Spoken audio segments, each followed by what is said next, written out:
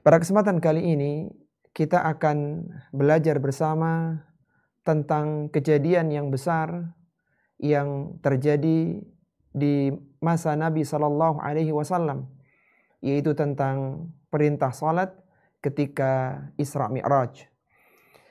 Di antara hadis yang membahas tentang masalah ini adalah hadis dari sahabat yang mulia Abu Dzar Al-Ghifari radhiyallahu taala anhu, yang hadis ini diriwayatkan oleh Al-Imam Al-Bukhari dan Al-Imam Muslim dalam kedua sahih mereka. Bahkan hadis ini disebutkan oleh para ulama derajatnya adalah muttafaqun alaih, artinya hadis yang disepakati kesahihannya oleh Al-Imam Al-Bukhari dan Al-Imam Muslim. Al-Imam Al-Bukhari rahimahullahu taala meriwayatkan hadis ini dalam sahihnya nomor 3342, dan Al-Imam Muslim meriwayatkan hadis ini dalam sahihnya nomor 163.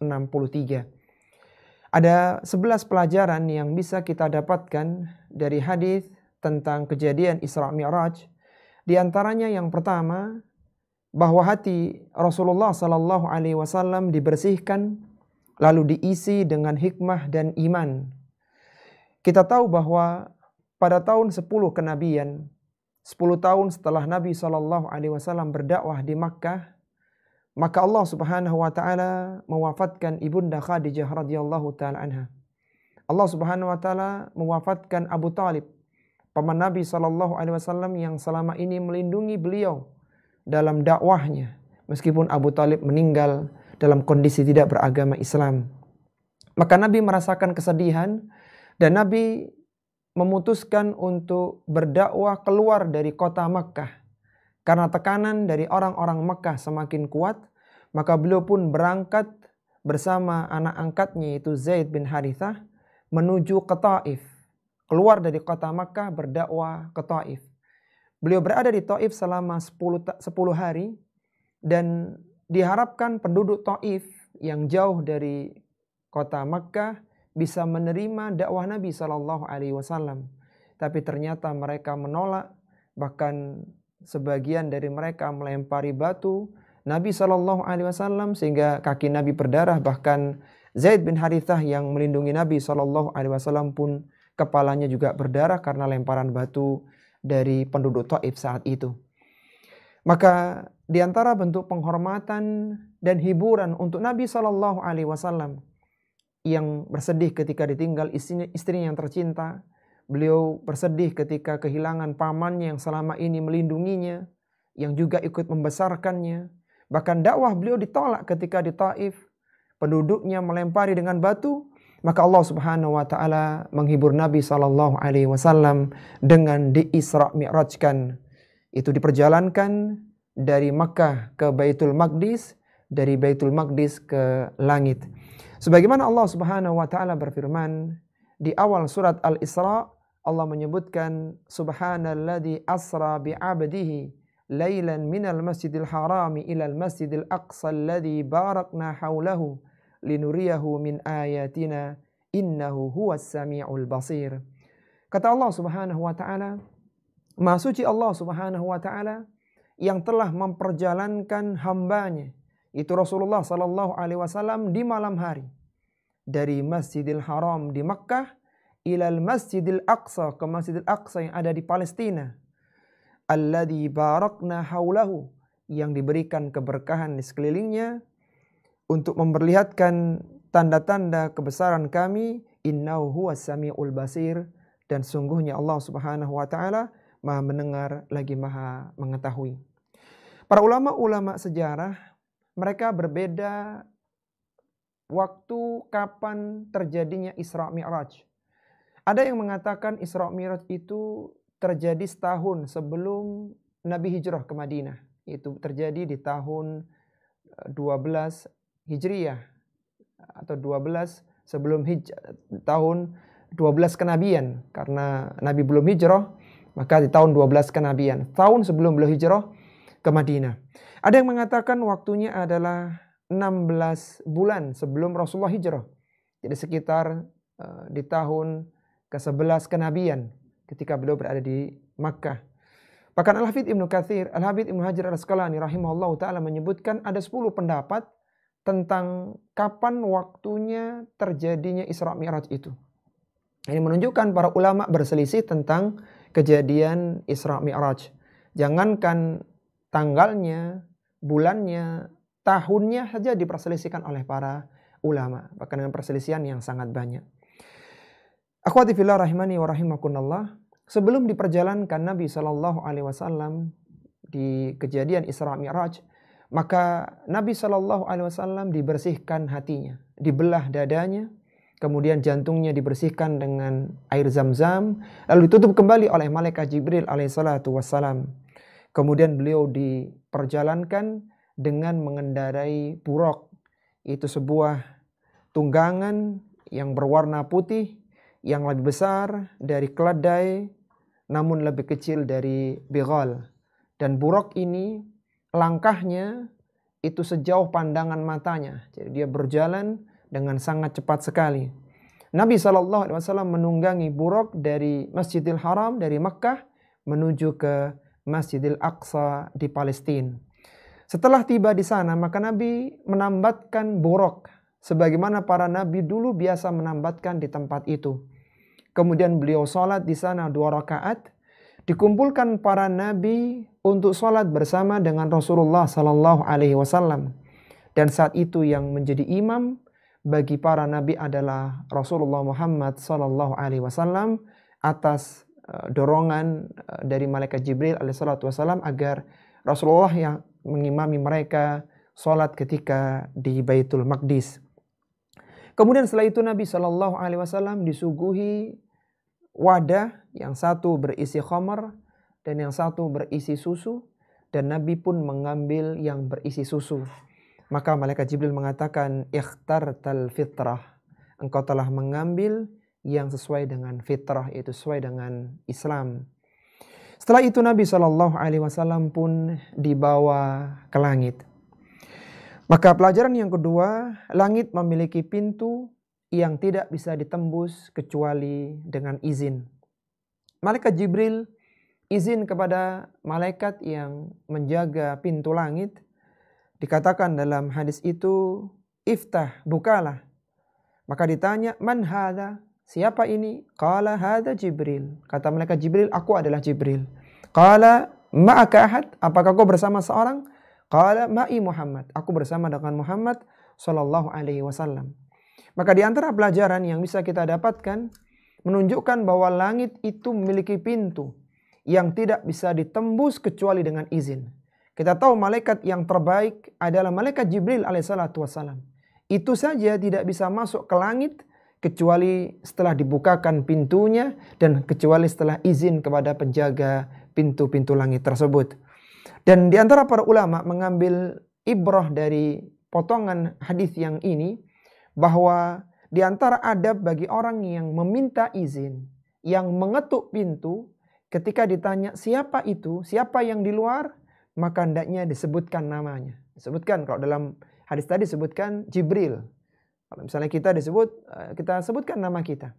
Karena kalau dijawab aku, maka tidak memberikan kejelasan bagi orang yang sedang bertanya ada di dalam rumah. Jadi antara adab ketika ditanya siapa yang di luar atau siapa itu, maka dijawab disebutkan namanya. Kemudian pelajaran yang ketiga, anak keturunan Nabi Adam alaihissalatu wassalam, ada yang menjadi golongan kanan dan ada yang menjadi golongan kiri.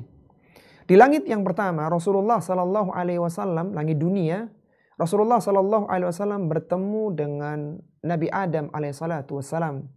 Dan Nabi Adam ini ketika menoleh ke arah kanan, maka beliau tertawa. Ketika beliau menoleh ke arah kiri, maka beliau menangis. Dikatakan oleh malaikat Jibril menjelaskan itu, hadza Adam wa hadhi aswidatu an yaminihi wa an shimalihi nasamu banihi. Ini adalah Nabi Adam alaihissalatu wassalam. Sebelah kanannya adalah anak keturunannya dan di sebelah kirinya juga anak keturunannya. Adapun yang di sebelah kanan, fa ahlul yamin, yang di sebelah kanan adalah ahlul jannah, adalah mereka yang nantinya akan dimasukkan ke dalam surga. Allati an shimali ahlun nar. Adapun yang sebelah kirinya adalah nantinya anak-anak keturunannya yang nanti akan dimasukkan ke dalam neraka. Sehingga fa'idha nadhara qibala yaminihi dhahik. Ketika Nabi Adam menoleh ke sebelah kanannya, beliau tertawa. Wa idza nadhara qibala shimalihi baka. Ketika beliau menoleh ke sebelah kirinya, maka beliau pun menangis. Ini di antara penjelasan dari firman Allah Subhanahu wa taala di surat Al-Waqiah, wa kuntum azwajan thalathah, dan kalian akan terbagi menjadi 3 golongan, di antaranya adalah golongan kanan dan golongan kiri. Golongan kanan adalah orang-orang yang dulu berada di sebelah kanannya Nabi Adam, dulu yang mana mereka adalah orang-orang yang terpilih untuk menjadi ahlu surga, dan nanti mereka pada hari kiamat akan mendapatkan kitab catatannya dengan tangan kanannya. Adapun golongan kiri adalah orang yang berada di sebelah kirinya Nabi Adam, yang nantinya akan menerima kitab catatan amalannya dengan tangan kiri, dan itu pertanda mereka akan dimasukkan ke dalam neraka. Menjadi golongan kanan atau menjadi golongan kiri semuanya dengan takdir Allah Subhanahu wa taala. Sehingga ketika Nabi menyebutkan ada orang-orang yang dimasukkan menjadi penghuni surga, ada yang menjadi penghuni neraka, ketika ditanya oleh para sahabat, apa yang menyebabkan seperti itu? Kata Nabi, karena kesesuaian dengan takdir Allah Subhanahu wa taala. Siapa yang ditakdirkan menjadi golongan kanan akan menjadi penghuni surga, dan siapa yang ditakdirkan menjadi golongan kiri, maka dia akan menjadi penghuni neraka, wal iyadzubillah. Kemudian pelajaran yang keempat adalah anjuran untuk menyambut kedatangan orang lain dengan ramah. Ketika Nabi SAW naik ke langit kedua, ketiga, dan yang seterusnya, maka Nabi disambut oleh ruh para nabi-nabi yang lainnya. Di langit ketiga Rasulullah SAW bertemu dengan Nabi Yusuf, dan di langit keempat Nabi SAW bertemu dengan Nabi Idris. Nabi Yusuf dikatakan oleh Rasulullah SAW, "Idza huwa qad u'tiya syatral husni." Dan Nabi Yusuf diberikan separuh dari ketampanan seluruh manusia. Farahaba wa da'ali bi khairin, maka Nabi Yusuf pun menyambut dengan bahagia dan mendoakan kebaikan. Kemudian di langit yang keempat Rasulullah SAW bertemu dengan Nabi Idris alaihissalam, dan Nabi Idris pun mengatakan, marhaban bin nabi salih wal akhi salih. Selamat datang wahai putra anak yang salih dan nabi yang salih, nabi yang baik. Semua para nabi ketika bertemu dengan Rasulullah SAW, mereka mengatakan marhaban, selamat datang. Maka ini menunjukkan di antara adab untuk menyambut orang yang baru datang adalah dianjurkan menyambut dengan ramah, dengan sukacita, disambut dengan perkataan yang baik, bahkan disambut dengan doa kebaikan. Sebagaimana dilakukan oleh para nabi ketika bertemu dengan Rasulullah SAW, mereka mengatakan marhaban bin nabi salih wal akhi salih aw ibni salih. Selamat datang wahai nabi yang salih, atau selamat datang saudara yang salih. Kemudian pelajaran yang kelima, Rasulullah SAW bertemu dengan Nabi Musa alaihi salatu wassalam. Rasulullah SAW di langit yang kelima bertemu dengan Nabi Harun. Sedangkan di langit yang keenam, Rasulullah SAW bertemu dengan Nabi Musa alaihi salatu wassalam. Nabi Musa alaihi salatu wassalam setelah menyambut kedatangan Rasulullah SAW, maka Nabi Musa ini menangis. Ketika ditanya, faqila lahu ma yubqika, apa yang menjadikanmu menangis wahai Nabi Musa? Qala, kata Nabi Musa, abki, aku menangis, aku bersedih, li'anna ghulaman bu'itha ba'di yadkhulul jannata min ummati aktsaru mimman yadkhuluha min ummati.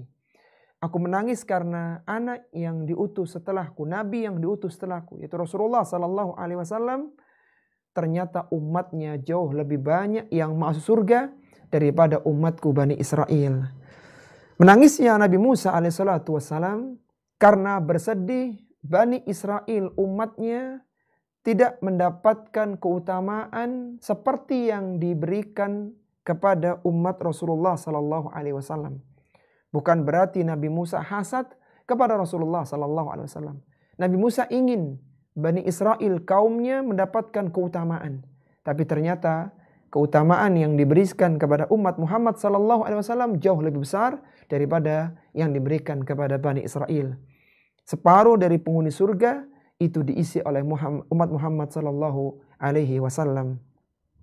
Kemudian yang keenam, pelajaran yang keenam adalah Rasulullah SAW bertemu dengan Nabi Isa.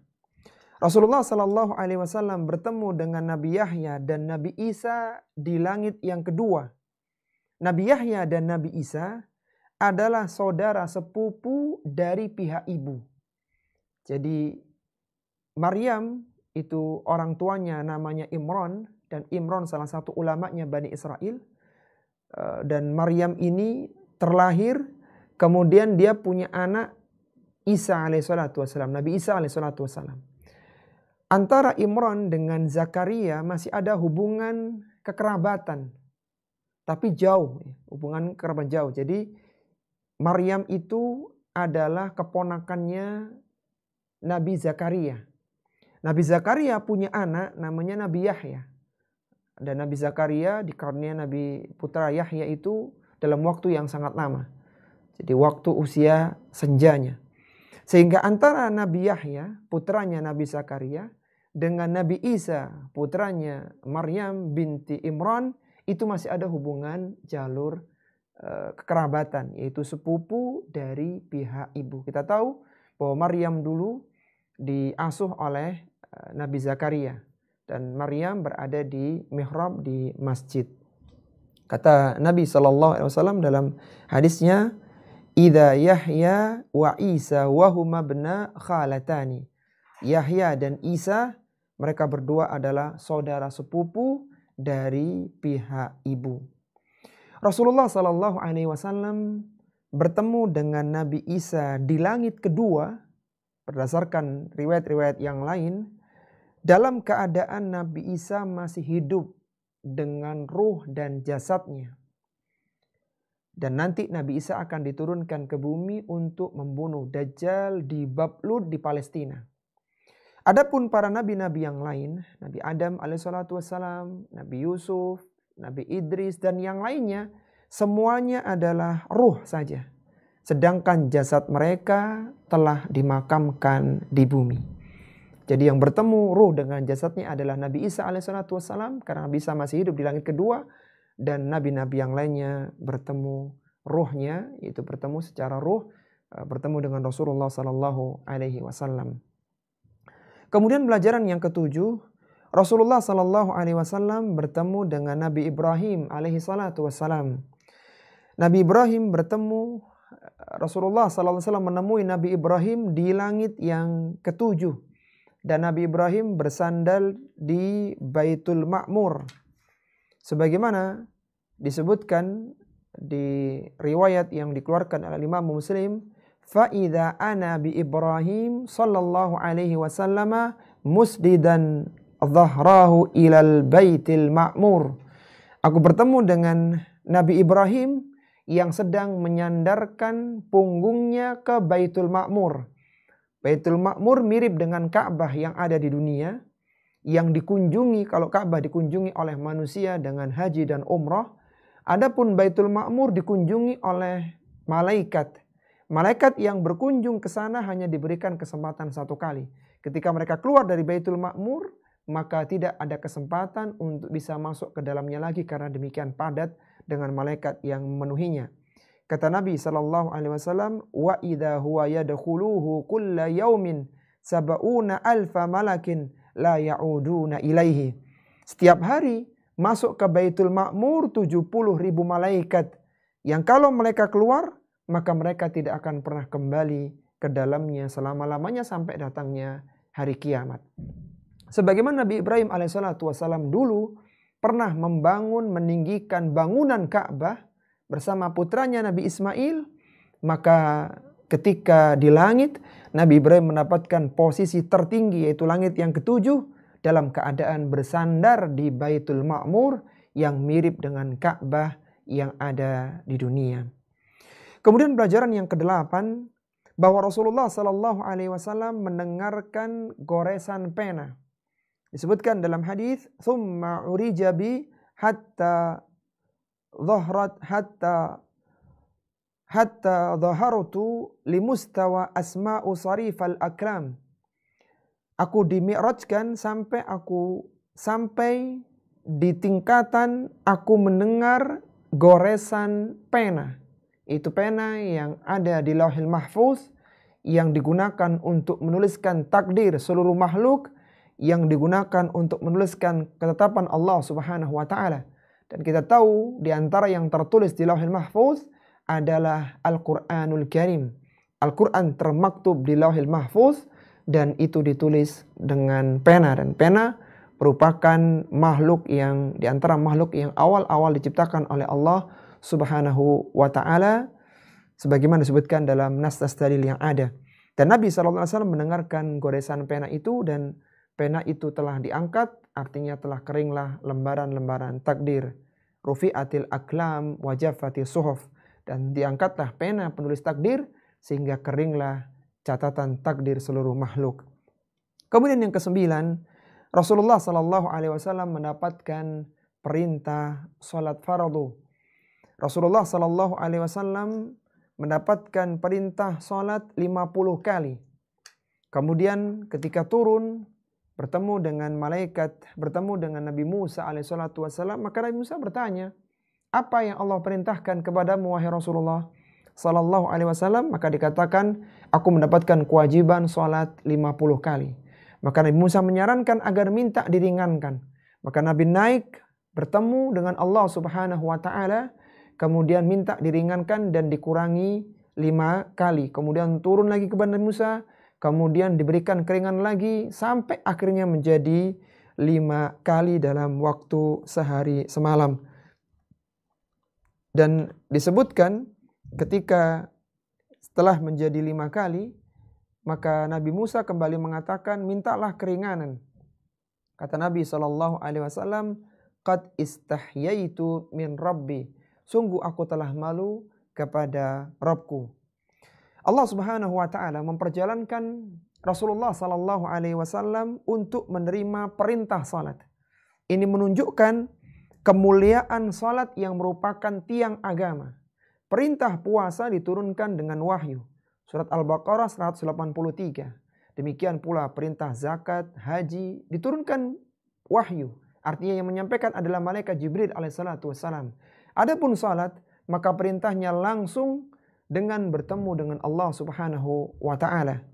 Ini menunjukkan keutamaan salat dan wajibnya salat fardu. Sampai pun perintahnya saja Nabi SAW harus diperjalankan menuju ke langit.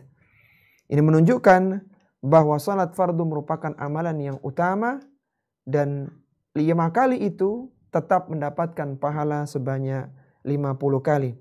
Sebagaimana disebutkan dalam hadis, "Innahunna khamsu salawatin kulla yaumin wa lailatin likulli salatin ashrun fadzalika khamsuna salatan." Itu adalah salat 5 waktu sehari semalam. Satu salat dilipat gandakan menjadi 10 kali lipatnya, fadzalika khamsuna salatan. Maka meskipun hanya 5 kali, tetap pahalanya seperti salat 50 kali. Nabi Musa alaihissalatu wassalam sangat peduli kepada umat Muhammad sallallahu alaihi wasallam, sehingga meminta Rasulullah sallallahu alaihi wasallam berkali-kali untuk minta diringankan agar umat Muhammad sallallahu alaihi wasallam mampu menjalankan kefarduan, kewajiban ibadah salat fardu sehari semalam. Maka ini menunjukkan bahwa demikian utamanya salat fardu, karena kalau dilalaikan maka ini melalaikan sesuatu yang wajib, sesuatu yang besar. Dan seorang yang menjaga salat fardu, maka dia akan dihapuskan, dibersihkan dari berbagai dosa. Sebagaimana Nabi SAW menyebutkan, "Ara'aitum law anna nahran bibabi ahadikum yaghtasilu fihi kulla yawmin khamsan ma taqulu dzalika yubki min daranihi." Kemudian kata Nabi SAW, "Bagaimana menurut pendapat kalian kalaulah ada sungai di depan pintu salah seorang di antara kalian yang dia bisa mandi sehari 5 kali. Maka Wadzalika yubki min darani, apakah kira-kira orang itu masih punya kotoran yang ada di badannya?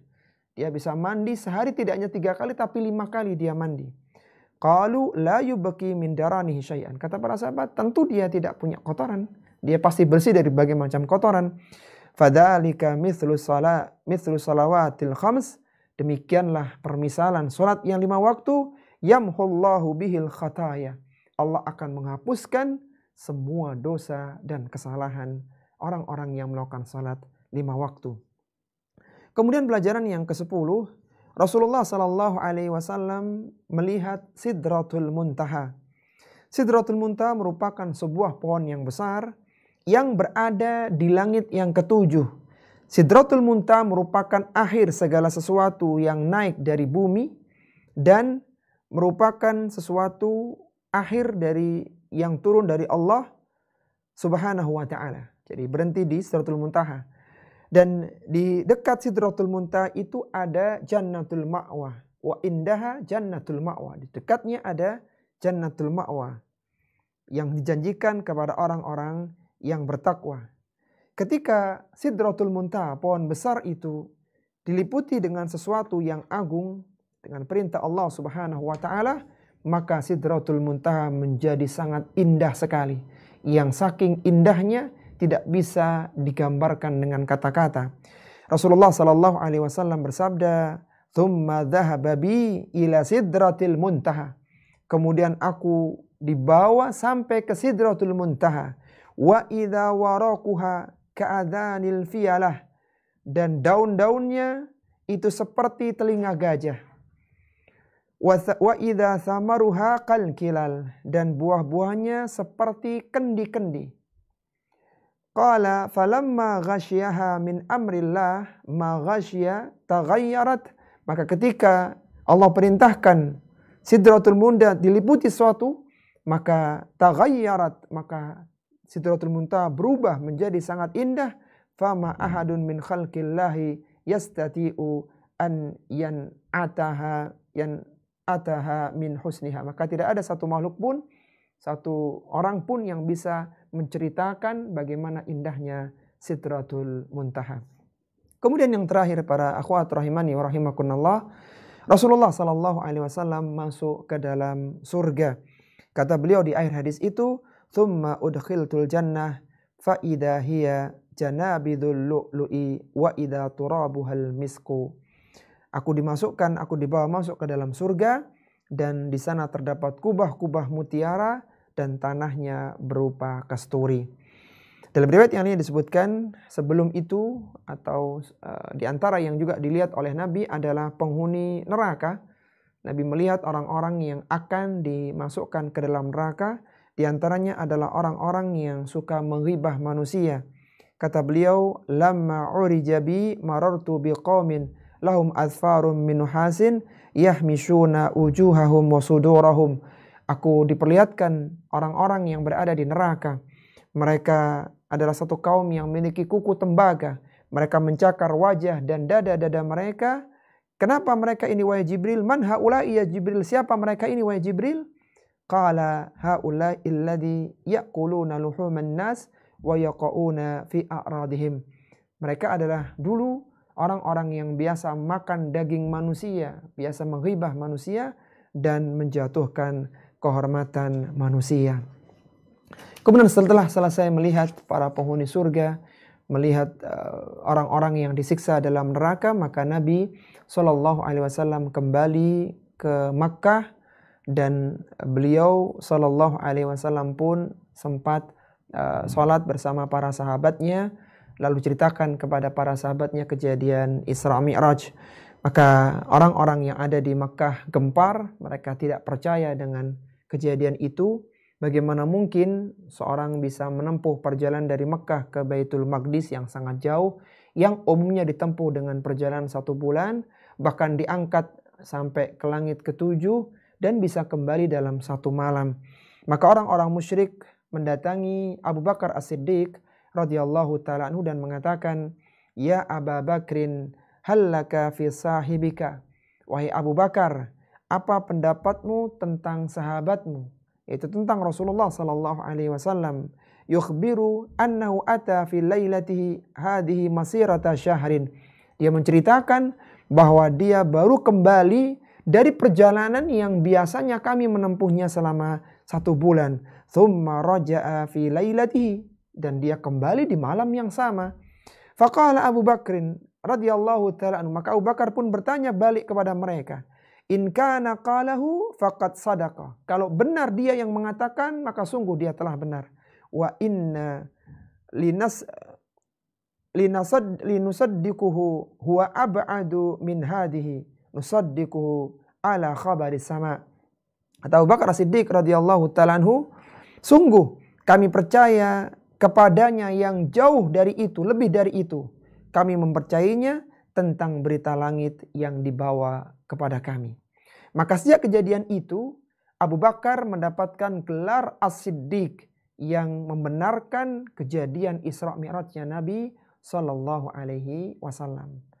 Ini para akhwat rahimani wa rahimakunallah, secara ringkas tentang peristiwa Isra Mi'raj dengan perintah sholat yang ada di dalamnya, dengan kejadian-kejadian yang lainnya yang terjadi sebelum hijrahnya Nabi Sallallahu Alaihi Wasallam ke Madinah.